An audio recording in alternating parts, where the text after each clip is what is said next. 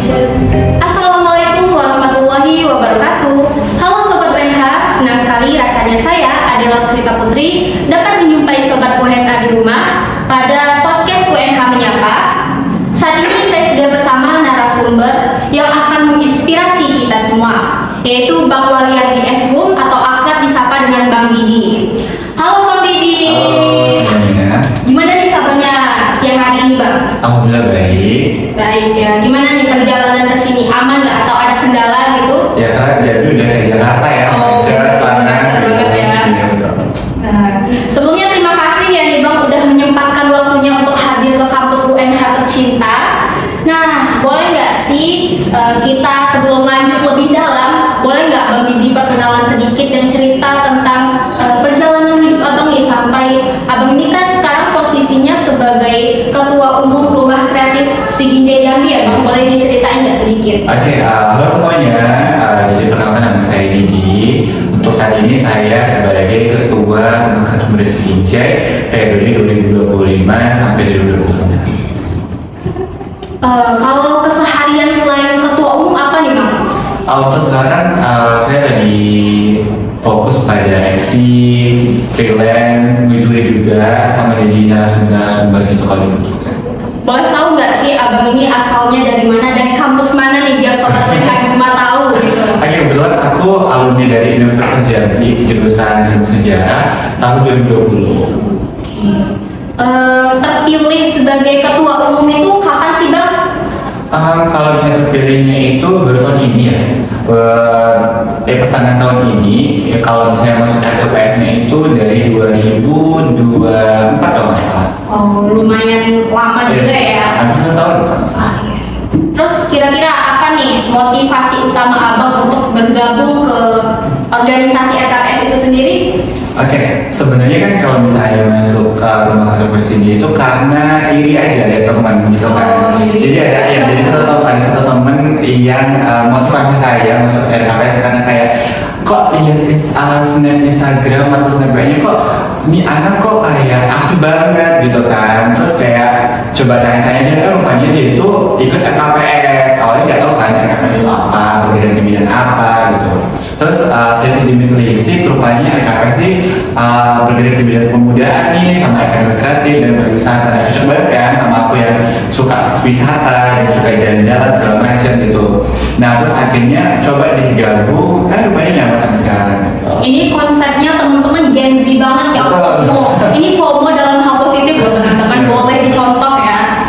Nah terus menurut Abang sendiri sebagai ketua dari organisasi RKPS ini, apa sih makna dari kreativitas sebagai pemuda gitu? Kreativitas itu ya bukan hanya kita buat olahan tangan atau kita buat kreativitas dari entah itu kerajinan tangan, bukan itu, tapi bagaimana kreativitas teman-teman itu tuh bisa disalurkan untuk membantu sesama. Contohnya nih program kerja yang ada di RKPS itu tuh ada namanya itu pengabdian masyarakat. Nah di situ pemuda-pemudi yang terkhususnya tergabung di RKPS itu bisa melakukan aktivitas untuk masyarakat. Contoh kemarin itu dari RKPS itu udah melakukan pengabdian di Kampung Pemulung di Broni. Itu anak-anak yang punya aktivitas buat kerajinan tangan itu bisa diajarkan ke masyarakatnya dan nantinya bisa dikembangkan dan bisa dijual nantinya, dan itu juga bisa menjadi mata pencarian untuk Kampung Pemulung tersebut. Wow, sangat menarik sekali ya Bang organisasi RKPS ini.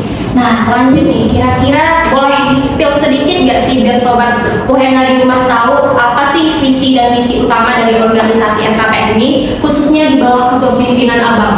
Oke, sebenarnya di sebelum pemerintahan di periode sebelumnya itu sudah bagus banget, cuman saya telisik itu masih banyak pengembangan yang dilakukan kepada internal RKPS sendiri gitu, karena di periode kemarin itu fokusnya ke eksternal aja. Nah di periode saya itu di 2025 sampai 2026 itu berfokus bagaimana pengembangan internal. Contohnya kayak kemarin kami buat kelas kreativitas dan kelas pengembangan. Nah kelas kreativitas ini bagaimana mengembangkan internal RKPS di bidang seni dan kreativitas, contohnya kayak kelas tari, kelas make up, kelas desain. Nah terus untuk kelas pengembangan sumber daya manusia itu kami buat pelatihan CV dan LinkedIn. Nah di kelas pengembangan ini kan kita nggak ada ya dapat ilmu CV dan LinkedIn di sekolahan. Nah mungkin teman-teman yang gabung di LKPS itu bisa melakukan pengembangan itu di LKPS dari CV dan LinkedIn-nya gitu. Berarti itu terbuka untuk umum nggak sih kegiatannya? Atau hanya untuk anggota RKPS saja? Nah, untuk kreativitas dan pengembangan ini alhamdulillah kan bukan untuk umum. Jadi untuk rekan-rekan atau teman-teman yang mau gabung dari umum juga boleh banget gitu. Boleh nggak sih dikasih tahu ke sobat UNH yang ada di rumah untuk kapan sih tanggal acaranya gitu? Untuk kelas kreativitas itu kita udah lakukan di bulan kemarin, tapi untuk pengembangan LinkedIn dan CV itu di bulan ini di tanggal 29. Nah, buat sobat UNH dicatat ya tanggalnya, barangkali sobat-sobat UNH nih boleh join banget mau ikut tentang pengembangan CV dan LinkedIn ya. Nah, kemudian nih, gimana sih strategi Abang dalam RKPS ini menjadi ketua untuk menghadapi tantangan pemuda saat ini? Seperti yang kita tahu kan di era saat ini kan pengangguran itu marak banget ya, dan apalagi khususnya Gen Z yang kurang untuk ruang mengekspresikan diri gitu. Betul. Nah, jadi ya di RKPS atau di organisasi dan akademik ya, ataupun bahkan di himpunan mahasiswa itu selalunya adalah bagaimana mengatur keegoisan dan bagaimana mengatur skala seperti itu.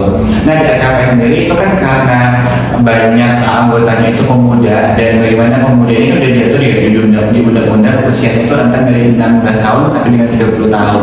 Nah usia 16 tahun ini nih yang egonya masih tinggi, yang masih labil. Nah bagaimana tuh saya itu mengatur bagaimana mereka ini bisa berkolaborasi sama umur-umur yang ya 18 tahun, 20 tahun seperti itu, karena kan pemikirannya kan beda ya, dan juga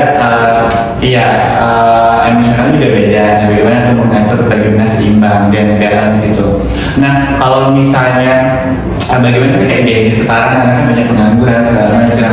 Nah terkhususnya di RKP sendiri itu fungsi kelas-kelas tadi yang dibuat. Jadi kita mempersiapkan bagaimana seorang pemuda itu bukan hanya berpatok pada jurusan di kuliah saja, tapi bagaimana dia menggunakan soft skill-nya seperti itu.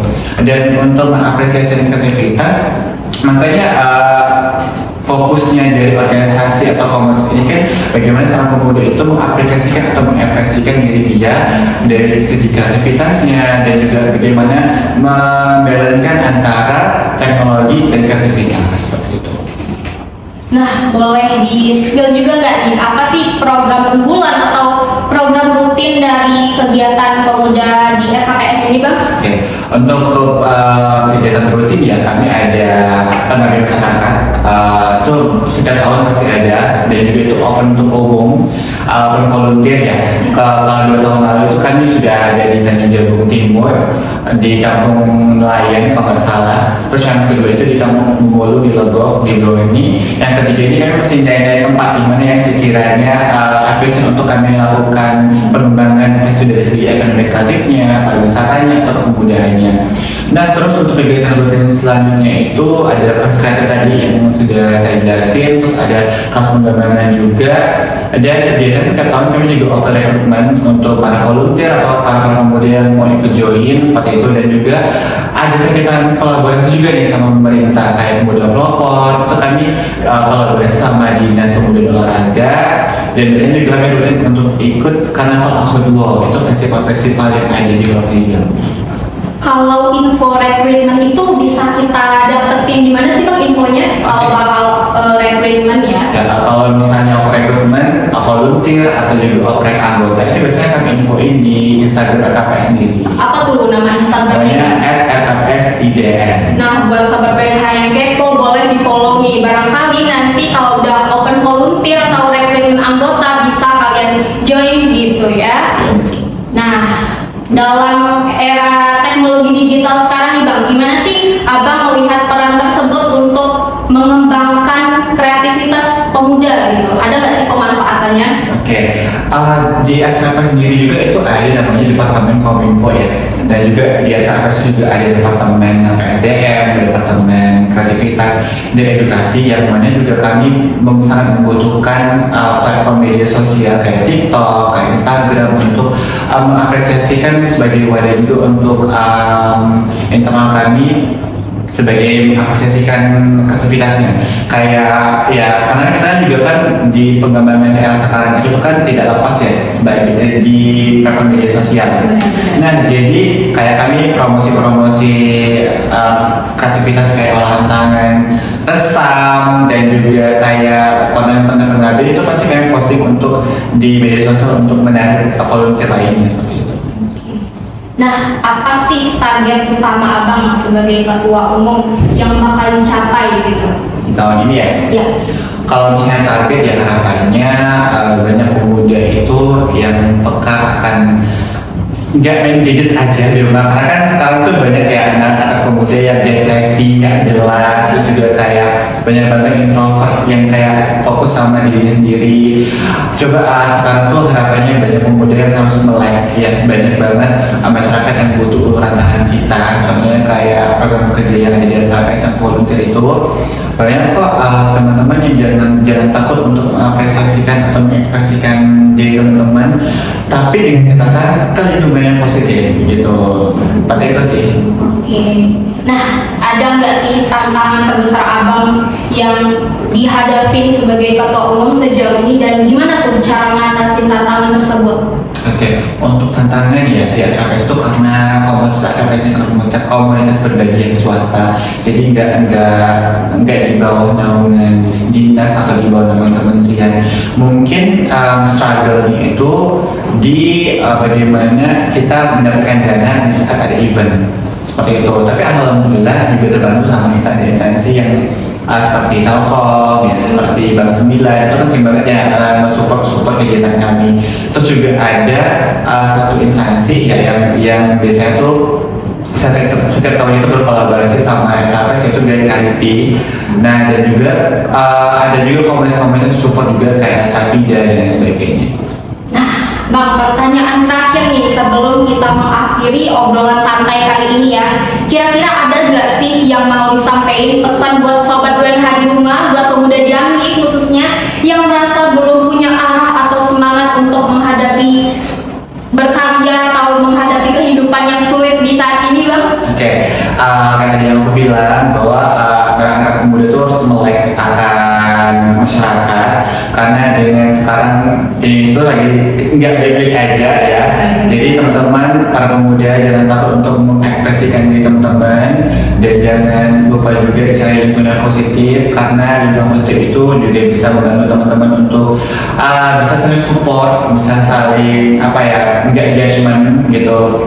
Karena kalau misalnya lingkungan yang positif, sekali lagi bahwa hidup teman-teman akan lancar gitu. Tapi teman-teman kalau misalnya mau melatih soft skill itu nggak di sekolah aja, tapi dengan ikut berorganisasi atau komunitas itu juga salah satu yang baik. Kalau misalnya mau gabung KPS juga bisa banget ya, kami open volunteer, open recruitment sebentar lagi.